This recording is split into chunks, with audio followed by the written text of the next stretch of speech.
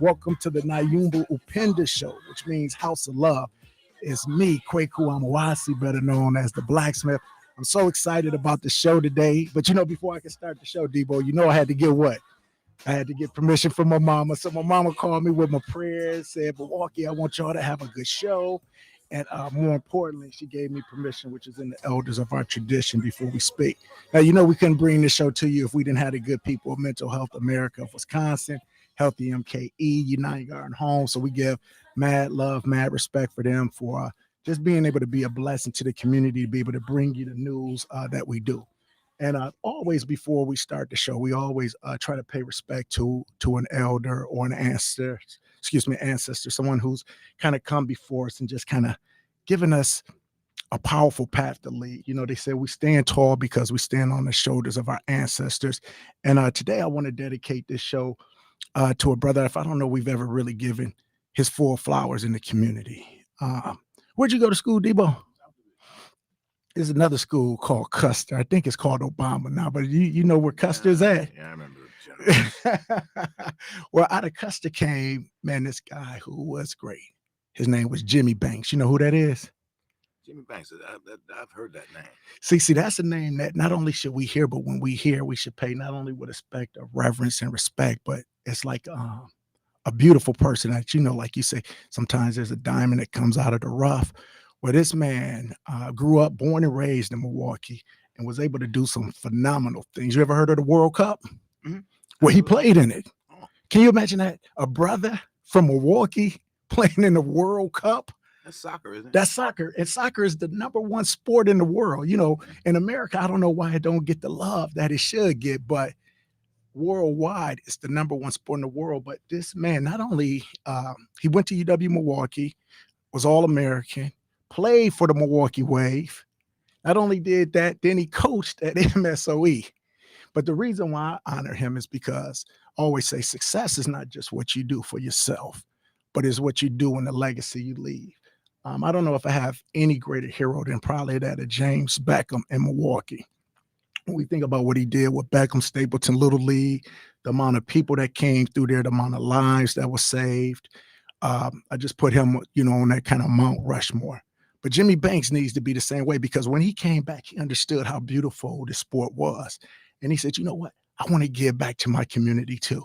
And so he created something called the Simbas, the Little Simbas. And we're going to get into it a little bit more with the full-fledged of the name and everything. But if you go over to Custer Stadium, I remember they redid the football field, was named after him. And so it's like, that's one of the ways we could get flowers. But it's also like when, you pass Lloyd Barbie down, we need to know, hey, he was a great lawyer that came through here. When we go through Marvin Pratt, hey, this was the first Black mayor of Milwaukee. It's like we need to know the history behind those names. So when we think about this, you say, well, why are you talking about him so much? Because what I want to talk about is, like I talked about James Beckham, I want to talk about the power of sport. When I look at the biggest heroes in my life, and I'm not talking about like the Martin Luther Kings and Malcolm X's, like the people who you admire, but you can't really touch. But the people who touched me was a man by the name of Billy Prince, Larry West, Elsie Carkerham, Charles and Leonard Freeman, Robert Smith. God bless you. These was my coaches. These were people who were little. My father was my first coach. My uncles was my coach. And then these other men who had no blood relationship to me, but they just loved me and cared for me and poured into me like I was their own. So, when I think about people who are coaches, I think these people are real special. And so I got some people up in here today who I'm so excited to introduce to Milwaukee, to some reintroduce to others, but to talk about like what they do and everything like that. And so when I talk about Demetrius and Tori White, I think about like two of those angels that sometimes people don't understand, like how somebody could be so selfless and so giving towards the community. So without further ado, Demetrius and Tori, welcome to the show. How y'all doing today? Pretty good. Thanks for having us. No. So the first thing what I want to ask you is this: is like we talk about the power of sport, and obviously, well, you know what? Before we even go into that, people was like, well, who is he? Why don't y'all tell Milwaukee a little bit about who you are, how y'all met, how y'all got together, and why it makes sense for you to be here together today? Oh, this is a great story. I like telling this story, right? because we both had different perspectives. But um, that's what the brilliant part about our relationship is. At the time, I was playing with Chicago Fire. It's the MLS team down in Chicago. So he being modest. That's a professional soccer team. We call it soccer. The world calls it football. But he playing professional soccer. Go ahead, brother D. And it's the top league that you could play here in America. And I remember coming home for the summer after the season was over. I stopped at Radio Shack, pay a phone bill, and she was sitting there. She was on her little phone. So I'm like, hey, cutie, what's your name? And we started talking like that. And she was like, well, what do you do? I'm like, well, I play professional soccer. And she was like, yeah, right. Like a black guy from the inner city of Milwaukee playing professional soccer. I would have gave you the same response. Sure you did. Yeah. So, as we were talking and, we exchanged numbers and things like that, I was here for the summer and I so happened to have a soccer game playing indoor. And she came out, she was like, well, I just want to see you play. So by the time she saw me play and was hearing all the women and people in the background saying like, oh my God, who is that guy?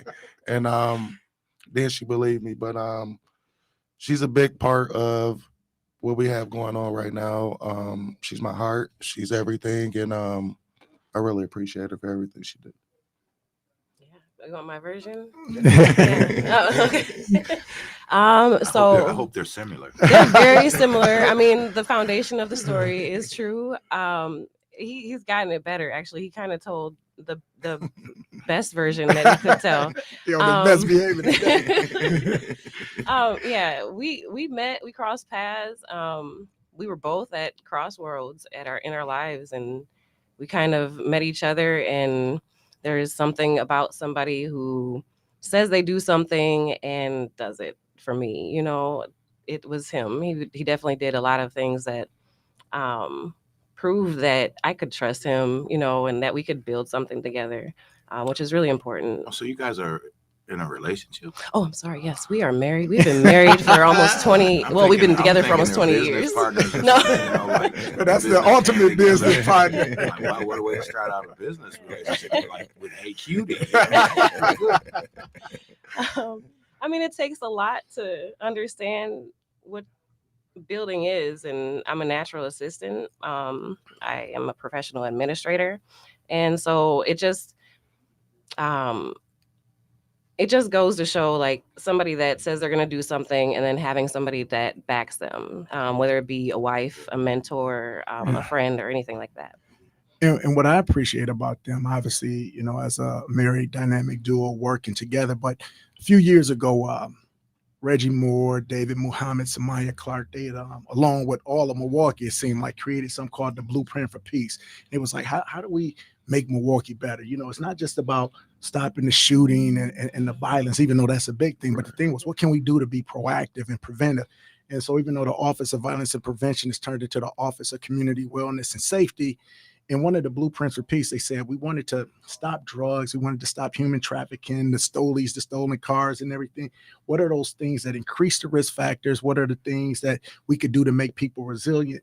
And when I think of sport, that's all of that, And so what I want you to do is I want you to talk about who the Simbas are, that group that Mr. Banks and whoever else started. Give us a history of why it was so important to start the Simbas, and then we'll kind of go into some of the benefits it has for the young men and women who play that sport. Okay. So everybody know Jimmy was a big piece of the Simba program and building this. I like to call it dynasty because what he did for young men back in the day was special. Soccer wasn't even really heard of in our community. So he actually hooked up with another guy, and this someone that you guys probably hear about more and more later. His name is Floyd DeBow. Floyd DeBow is the original co-founder of the Simbas. And what he did was he made sure that it was an opportunity for Black kids within the inner city of Milwaukee to be able to play at the level of the suburban kids. So when him and Jimmy got together and they put their minds together, it was so mind blowing because we started to get all type of kids from different neighborhoods coming out just to learn about it. He was with the Boys and Girls Club, so we all got a chance to be able to, partner up and hook up and things like that. So when that occurred, it was just like, well, we got something special here. So we started off like the Bad News Bears, right? We was getting beat up by everybody. Brown, what time was this starting up? This was starting up around when it started up in '96, but Jimmy came about a couple years later. Okay. After he got done with the World Cup and came back here, started working with the Boys and Girls Club. When he came back, like I said, they hooked up, and he just took all these kids from the different Boys and Girls Clubs and within the community.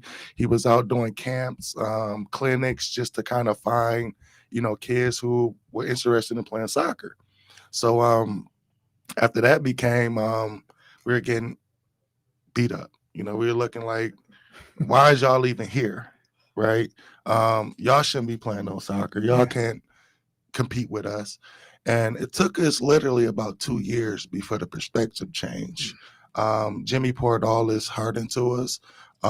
He gave us all the knowledge that he had, and it was up to us as athletes, right, to get out there and do the work. And, with that being said, when he gave it to us, it was like he just didn't give it to us, like he followed with us.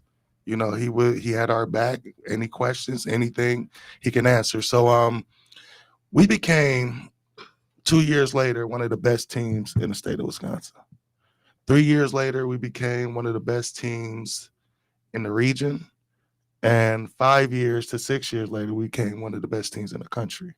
So with that being said, he did so much for the community and for, Black kids alone that, we cannot never stop talking about him and the Floyd DeVos of the world. What I want you to do is not only talk about, I love the ascension from like, man, we don't belong to, hey, now we're one of the best in the nation, but talk about not only how did you improve as players, but how you improved as human beings, young boys maturing into grown men. Oh man, we pretty much follow his lead. One thing he preached is discipline, accountability, just things like in that nature. So, and to see him walk the walk, and Floyd DeVos too walk the walk, it made us more comfortable within ourselves as kids to understand that, well, if these two Black guys over here making it, we have a shot too, and we have an opportunity too. So we took all that and the passion and, kind of ran with it. And in between that, all of us just became friends and brothers and made it a brotherhood. And I think that's what was so special about it, that our bond you couldn't break. And 20 years later, still the bond you cannot break. And that was the thing before, like when we talk about coaches and how they kind of become like surrogate fathers, they create that family affair. So even if like somebody I know when we were playing baseball coming up, we have a guy who, that's when games really was starting to come in and the streets might want to grab them. We could kind of pull them back. Now we didn't get everybody, but they had some other kind of safety resources there.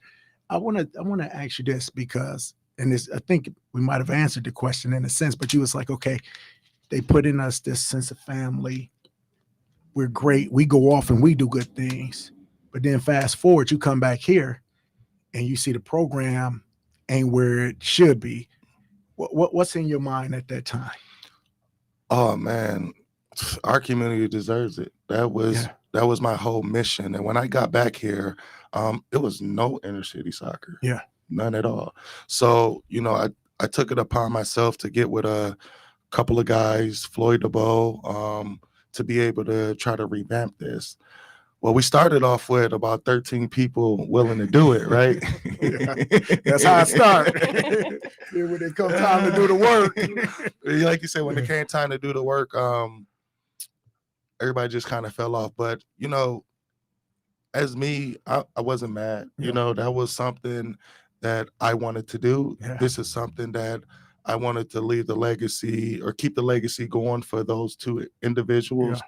Yeah. And when I came back here to do it, I just did it.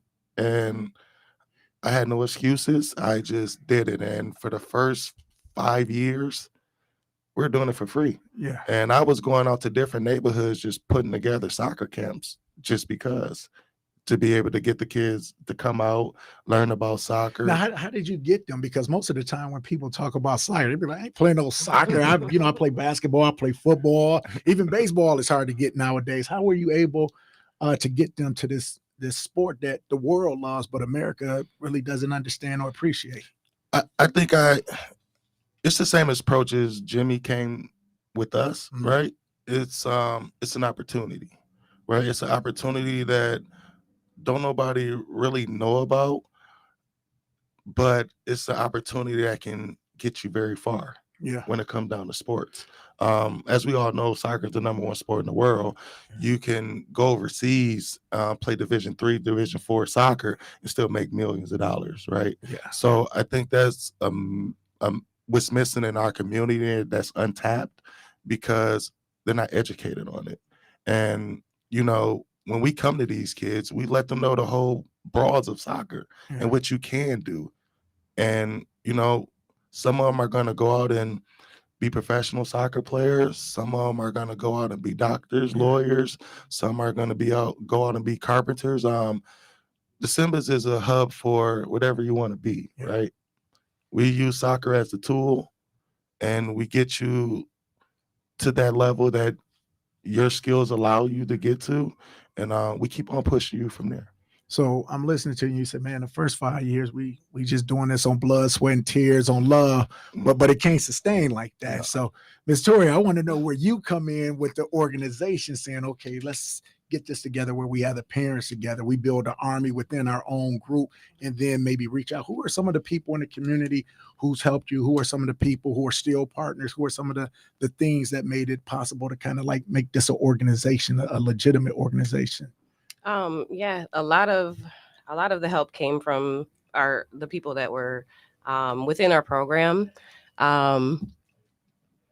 It basically started off with me watching him try to communicate with more than one parent, or having a parent that was trying to communicate. It just didn't settle right with me. They weren't getting the information correctly, or on time and stuff. So I just kind of volunteered to just send out emails and communications. It started to be the part where you kind of just involve yourself. You kind of volunteer because there's nothing else there, because nobody else is there, basically. So I started doing research on how to, build a nonprofit. Now, And did you know anything about this sport before? I played soccer in Oh. 5th grade, but I sprained my ankle halfway through the season. It's been a core thing in my life, though, since I've grown up. Soccer. I grew up in Madison, Okay. so it was around. But there was people in my life that came from places where it was football, and I found my love through that on that end. And it just so happens that God plants seeds, Yes. and here He is. And so, yeah, we did a lot of research. We called on people that did have the education on building nonprofits. I would get kind of templates of information, and I would have to do with what we would do with that and build from there. Um, but the people that helped us, I think, like our parents, the people that come in and out, like we're the only two. There's also Jason Blocker. He definitely helps Yeah. us out. He is a big part of our program, and Got to give a shout out to Jason. Yeah, He also shout works out with to MPS, Coach and he was Blocker. real Yeah. big on doing that daddy-daughter dance Yeah. for Milwaukee. That's awesome. Was a beautiful thing. And I love how, like, you talk about Floyd, you talk about Jason. It's almost kind of like a grassroots thing. It's like kind of everybody yeah. get in where you fit in. You see a need that Yep. need to be done. No excuses. Yeah. Whoever's going to come, you come, Yeah. and who's willing to work. We do that. And I just, my heart is out to you all, because I've seen you work. I've seen the things that you do, the time you put in. Like I said, that sometimes people don't recognize. They just think like, oh, these things appear out of nowhere and it's going, but not understanding everything that you put in. My biggest question for you is right now is this: when you think of everything that the Simbas mean to the people who are in that community. Can you give me like some testimonials that you've heard from some of the people who are in the league, whether it be parents or some of the young men, some of the young ladies that's matriculated through there? Oh yeah. Every parent that had the Simba experience, you never had nothing bad to say about us. Yeah. It was always a good thing, a blessing, and I think that comes from just us, just us having support, right?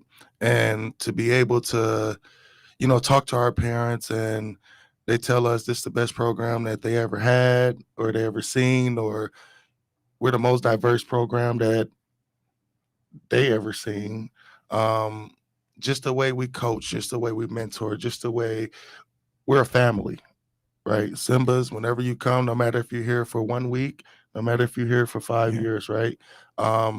Soon as you come with us, you become our family. And I think that's what's so important because we do a lot of things family oriented, right? Like we do barbecues. Yes. At the end of the season, at camps, we do barbecues. We try to make sure that our kids are taken care of within the summer program. And like you were touching bases earlier, right? We even have kids who not really fortunate enough like that. So what we do is a lot of times, like we go out our way and, we make sure they eat. We make sure, food is in their house and just different things like that. So we're really blessed to be doing this, and we thank God all the time that we can be able to do these things and really help these kids to stay on the right path and do something. Yeah, so a lot of times people say, "Well, where do you practice at?" Like if I have some people here, where would I be? And what I love about you, you're right in the heart of the community, like smack dab. Tell us about some of the places where you practice, and then some of the places even where you play, where people say, "Well, where are we going to get these games? And how are we going to get them to the practices?" Oh yeah, man! Like big up to COA, the Boys and Girls Clubs of the world, because they're really a big help with us for having practices indoor. Yeah. They have gyms that, we lucked up and, they love the program and they wanted to Yeah. partner up with us to do some things. And COA as well. They gave us Caddish Park Field about 6 years ago, and we've been playing our games there. We've been doing camps there, clinics there. So that's pretty much our home field right there, looking over the skyline to the city, which is a beautiful It's a view beautiful as view well. right off of North Avenue, because you got the COA on 23rd and Burline, then you had the other one there. And so it's just like I said, a blessing to the community. And when I look at it, a lot of people say, well, because this show is like generated on mental health. And they say, well, why do you talk about that? And I say, the benefits of playing a sports is so many different things. We talk about the relationship to physical health. It's like a natural thing to keep people in shape, but keep them engaged in a positive manner. Not only that, usually people who play, like their grades are a little bit better. They stay more involved in school. They stay out of trouble because they want to be able to participate.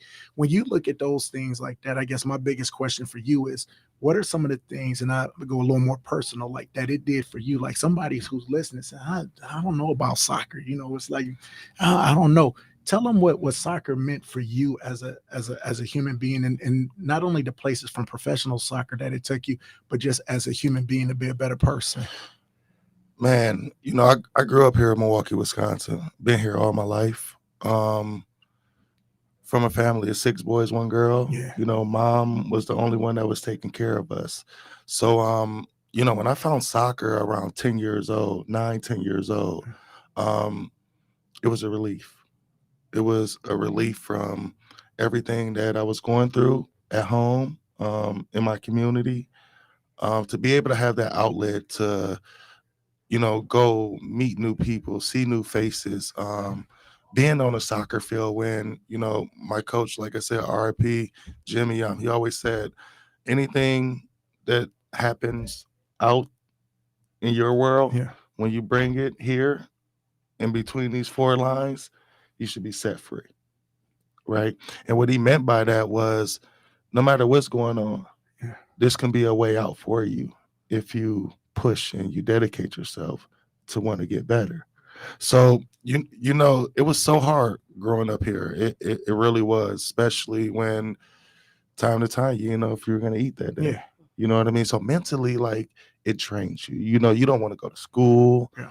You know, you want to just be a part of society that you see, you know, every day as becoming like a drug dealer or somebody Yeah. who rob, you know, steal cars, Mhm. like just things like that. But, you know, soccer put me in a position mentally to be like, well, this is something I want to do. And if I spend 5 years going backwards, then I have to spend another 10 years trying to move forward. You know what I mean? Yeah. So with that being said, you know, soccer put me in a mind frame to just want to get better, want to be dedicated to something that's special. So I started playing, man, and you know, just like a lot of the other kids, I just wouldn't let it go. Yeah. So I put in work, put in work, put in work. And what a lot of people don't know is at the age of 11, I was one of the youngest players that ever got signed to a semi-pro contract at the age of Wow. 11 years old. So it was the semi-pro team was called Wisconsin Rebels. They were a branch off the old Milwaukee Rampage. Yeah. And you know, I'm playing with college guys at the age of 11, you know, traveling, doing things like that. So, you know, one thing that I can say about, you know, soccer as a whole is this game will teach you so much and will cover you in so much that you can actually go out and really believe in yourself to really be something. Whether even if I wasn't a soccer player, right, with the knowledge that my coaches gave me, right, I would have did something in order to be out in the street No. because that was my mind frame, right? No, and I love it. That's what it is about sport. I know we're coming up on a commercial break, so we're gonna come back with Demetrius and Tori on the other side of Nyumba Upendo and talking about just what the power of sports and the power of this beautiful club with the Simba Club. You're listening to Nyumba Upendo on WNOV 860 AM. We'll be right back.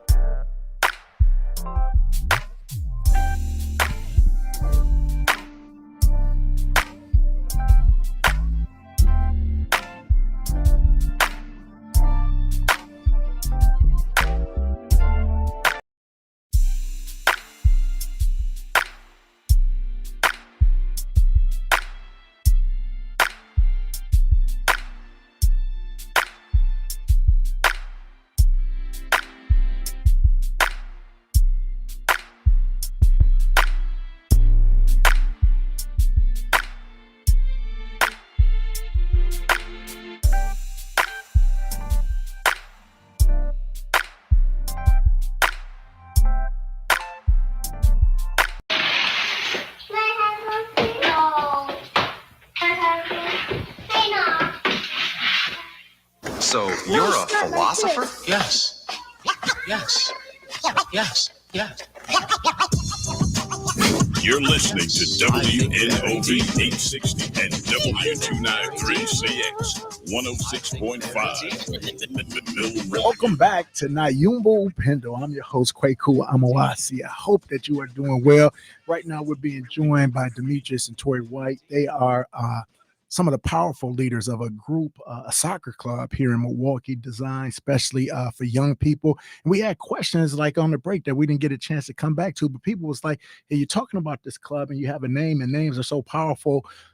Why name the club Simbas and what does that mean and represent? I want to say they named the club Simbas.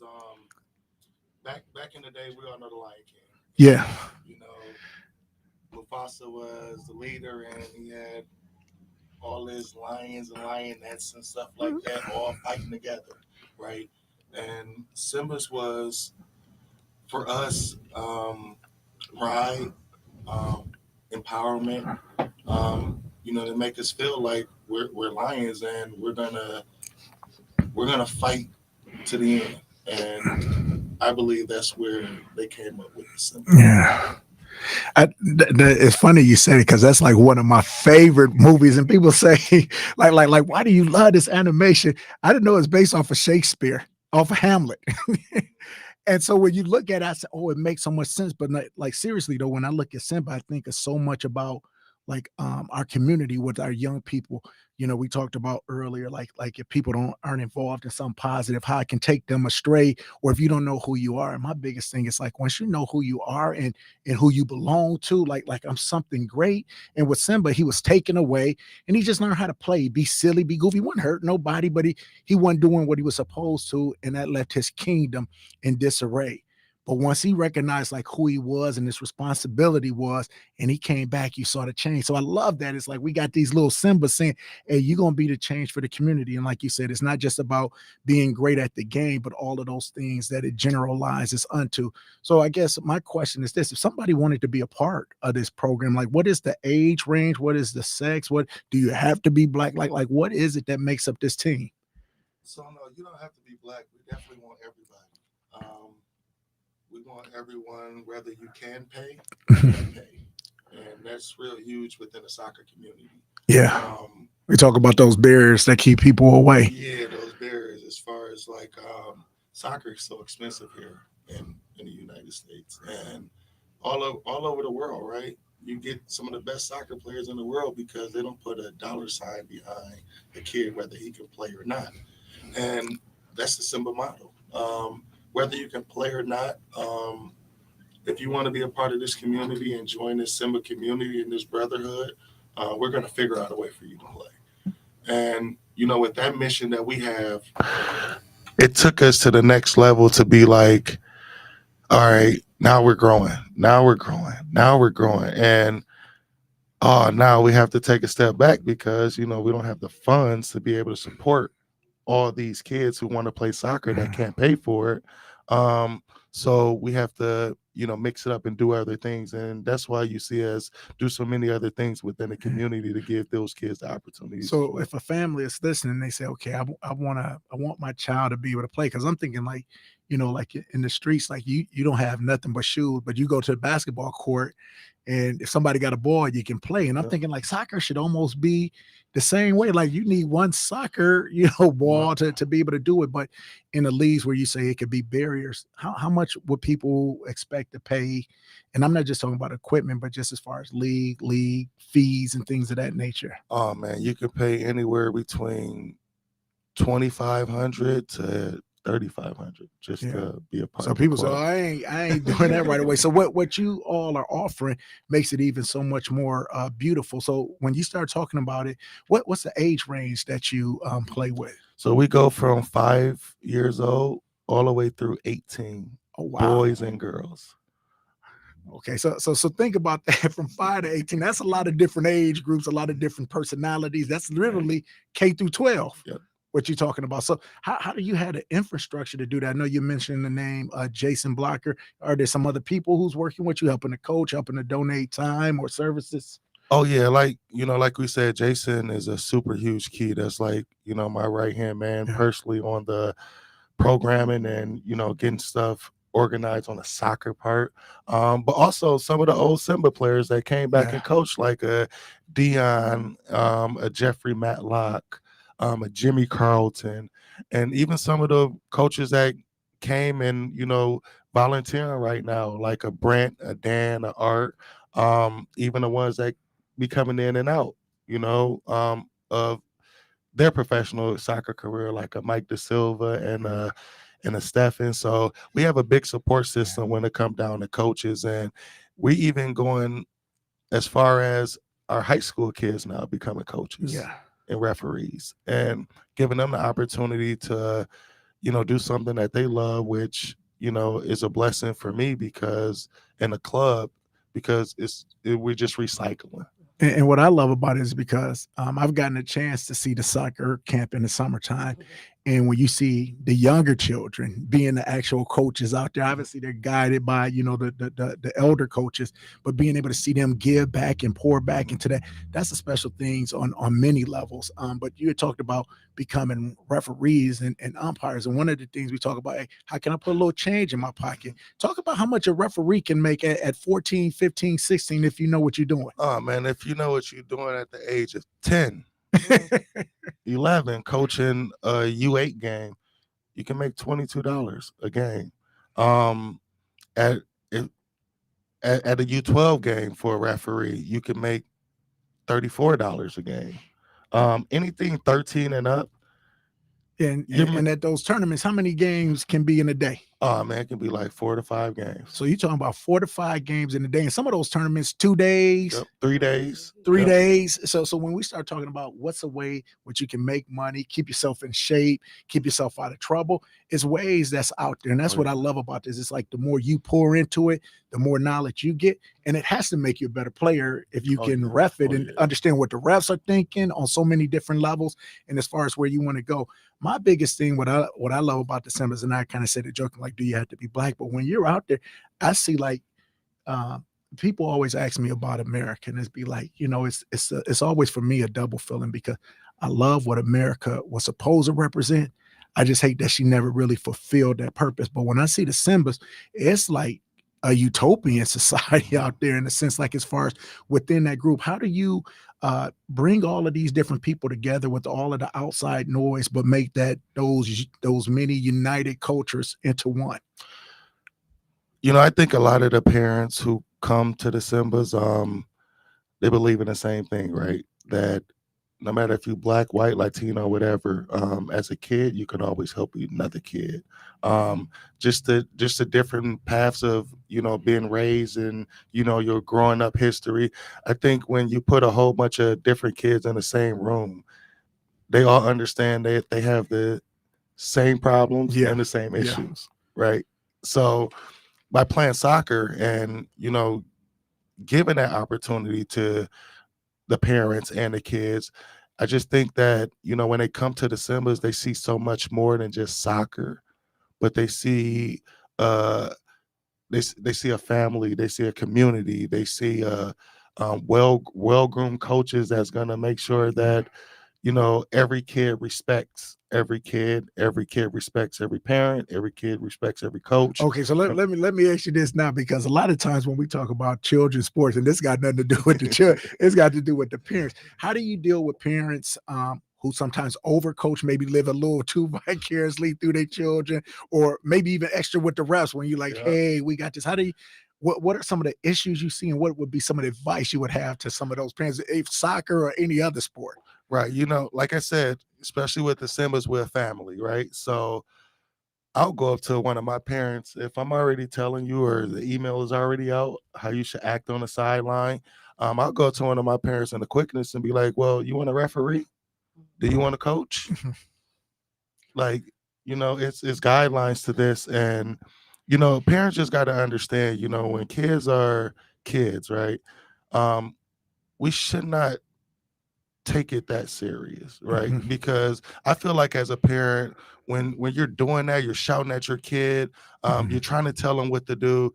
9 times out of 10, you're telling them the wrong thing. Mhm. That's not what the coach is telling them to do. So it's So you put the child in a bad predicament. Yep, you put him in a bad predicament, and now his feelings is mixed, right? Because he really want to listen to his parents, but he know the coaches is right. So you just get that with parents. But like I said, when my parents, I talk to them like family, like they're my brothers and sisters, and I just try to keep them on the right narrow as far as like how we're going to treat the referees, how are we going to stay on the sideline and treat our guests, because at our home games we do have guests, and we don't want to be out loud and just yelling stuff, and now our guest is feeling some type of way, and they don't want to, they don't want to deal with it, and they don't want to come back down here. And it's even vice versa with us when we go out there to, all these other towns, the Waukesha's of the world, and things like that. Like talk on that, because that's a big thing. Like you said, like if you have your parents and you kind of have your rules of engagement, you can kind of check them real quick, and because they with the program, they come in.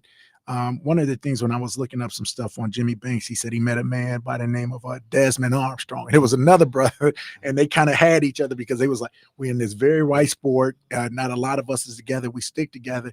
And some of the reasons why people don't like certain sports is when it's not necessarily like a high representation of it, because of some of the other backlash that they get vis-a-vis racism, those kind of words, those kind of actions and feelings like you're not wanted, you're not welcome, and sometimes those hurtful things, especially with children. So kind of a two-part question. How did you deal with some of that as a player kind of growing up? And then from some of those lessons, how do you help your players to be able to deal with those things?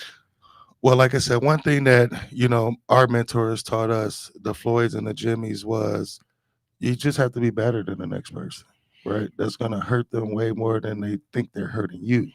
And to go out there and not just be better than them, but to beat them, right? That's extra pride right there. Yeah. And, I took that, and, even now, when we go out to some of these places, we had our twos and fews with a lot of these different parents, right? From other places. But, like I continue to tell my families, we just have to be better. People are going to be ignorant. We all know that. Yeah.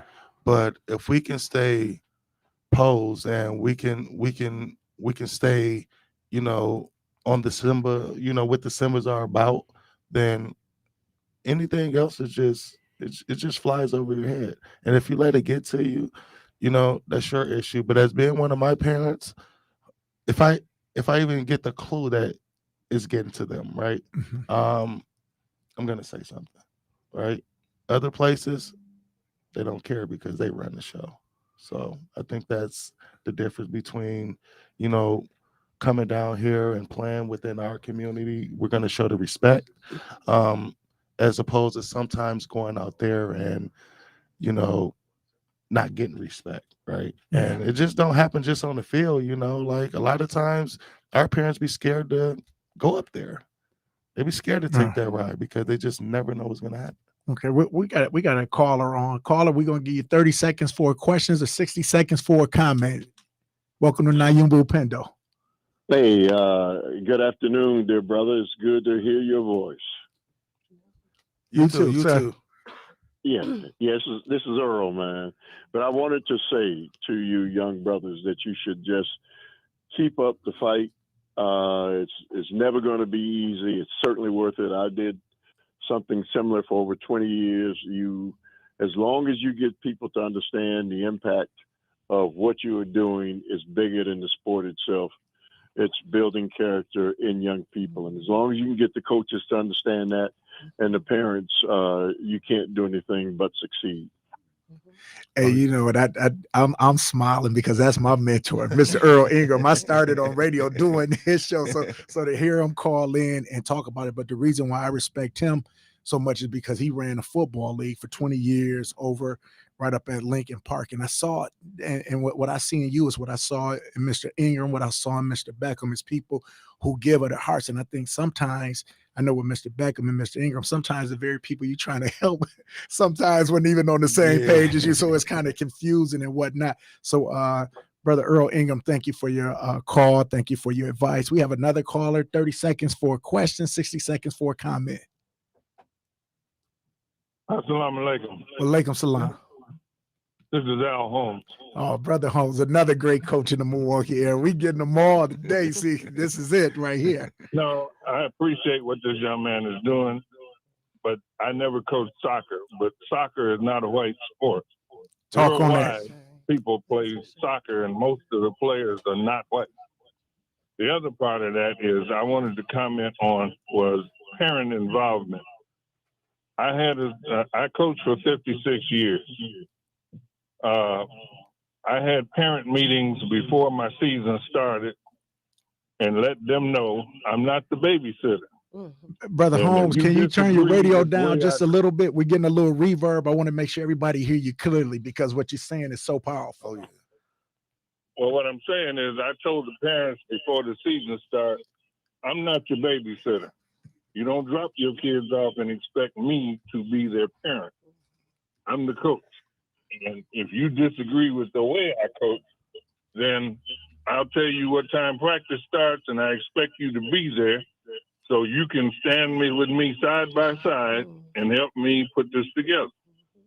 And when I'm coaching, it's like watching a play. I yell and scream in the gym or out on the football field or on the track. But when the game starts, you don't hear me. I'm watching the game. I'm watching the show. I do my criticism in private. So it's a matter of communicating with the parents to let them know their boundaries in what you do. And when they start buying into that and seeing how you help their children, they'll work with you. Totally agree. I agree. Yeah. Oh, yeah. And thank you, my brother. No, thank Thank you, you. Coach Holmes. And his wife was my gym teacher too. So it's like I love that family to death. And so, and what makes this like so powerful for me is like when you're talking, like you have like city legends calling and saying, "Hey, I appreciate what you're doing. I respect what you're doing." If somebody wants to say, "Hey, I want to be a part of this. I want to help. I want to coach. I want my children to be a part of," how can they become a part of the Simba family? They can go online. We do have a website that is www.milwaukeesimbasc.com. You can go on there, and we have a few things that we can help you get in contact with us there. Also, you can also email us, give us a call. The email and phone number are also on the website as well. Can you just get a phone? Do you know the phone number? Sure. Yeah. Phone number is area code 608-225-9984, or Can you get that number one more time? sure, 608-225-9984 for any questions about the program. And then if you have any other questions, you can call Demetrius directly. That's 608-219-2122. So listen, what we're going to do is this. I know we got a commercial break that we got to get to. So what we're going to do is we're going to make sure that we get to our commercial, pay those bills and everything like that. But we couldn't, like I said, we couldn't do this show without Mental Health of America, United Garden Homes, Healthy MKE, Nyumba Upendo, the House of Love show. This is what we're here for. When we talk about mental health, it's not going to a therapist, I think is good, but there's also other ways for therapy. And so when we talk about this, these are one of the gems in which we can make sure that we're well holistically, mentally, physically, spiritually, in every manner. Nyumba Upendo, WNOV 860 AM. We'll catch you at the second half.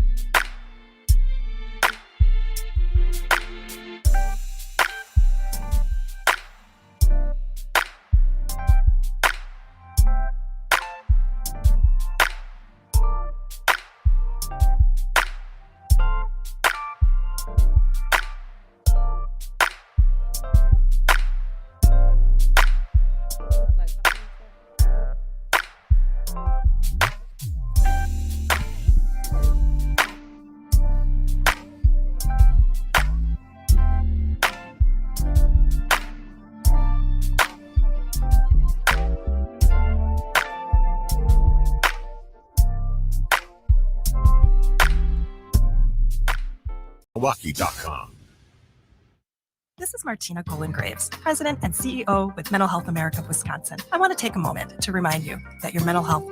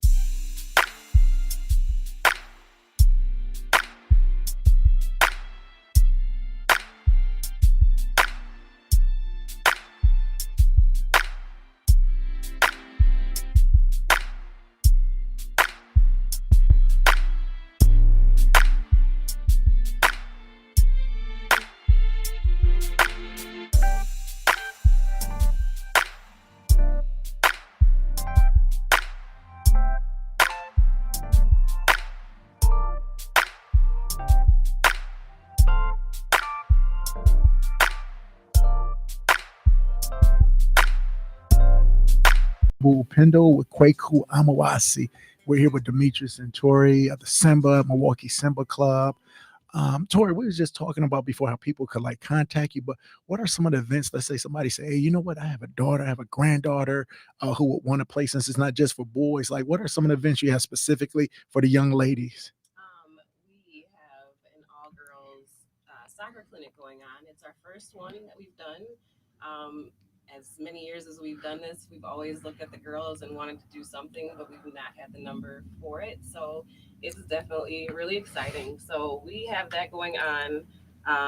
It starts this Friday. It's going to be every Friday until March 15th. It'll be 6 to 7 p.m. at Mary Ryan Boys and Girls Club on at Sherman Park.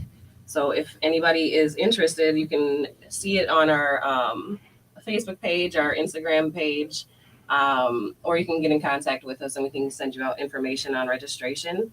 The best part about it, I think the part that keeps us humble and intact is that it's going to be free. So you can come, you can register, you don't have to worry about payments. The only thing you need is water, tennis shoes, and comfortable clothes, and that's about it. And just come and have a lot of fun and see what the Simbas are all about, because there are so many memories that these kids are making and so many friends and connections. It's just really beautiful to see. So you said that's free, but I know everything ain't free. So if somebody wanted to say, hey, how can we donate? How else can we help? How can we be a part? What's something they could do, Brother White? Well, just to let the world know as well, we are a not-for-profit organization, a 501c3, and you can go on our website. We have a donate button on there for you guys to donate. But this what I do want you guys to understand. Soccer is a passion for me, and doing this, I always told myself I'm gonna do it from the heart, and I'm gonna make sure that we touch as many kids as we can within our community. So that is a big piece for us, and in order to do that, we need community help as well. We whether you donate in soccer cleats, whether you donate in shin guards, helping out with whatever that have to do with soccer. That's our goal, to be able to support the kids. And No, and what I appreciate about that is that not that we just talk about some of the things being free, but a way where the community, you know, we're quick. You know, yesterday was a big voting day, and they said, well, if you don't vote, you can't complain. But I think this is one of the bigger things too. It'd be like, we can't complain about our youth if we don't give them some of the options. You know, one person who we look at as far as like Mike Tyson was in crazy trouble, but he found something that he loved, and it turned his life absolutely around. You say, we got a caller. Okay. Okay. Oh, well, caller, we thank you for calling in and just supporting in that manner. But what we wanted to do is just say thank you to Demetrius and Tori and to the whole entire Simba family for everything that you all are doing for our children. And as Brother Al Holmes says, this is not a white sport. This is the number one sport in the world. When you look at the Caribbean, you look at all parts of Africa, it's there. And I have a village in Ghana, and I know when they were in the World Cup, the chief of the village was calling me. He was so excited. It was like how we get for the Super Bowl or whatnot like that. So when we see the joy that it can bring, it's there. And just on a personal note, you know, it's like I've had a chance to be able to put my children in the camp here. I've had a chance to see one of my sons play and what it's done for him. This song right here that we hear is talk about how you can trans a wave of anger into love. And I see how sport has this beautiful way of helping you. Nyumba Upendo. We'll talk to you later. Of Radio One Incorporated, our affiliates, our subsidiaries, or our advertisers. Keeping it real.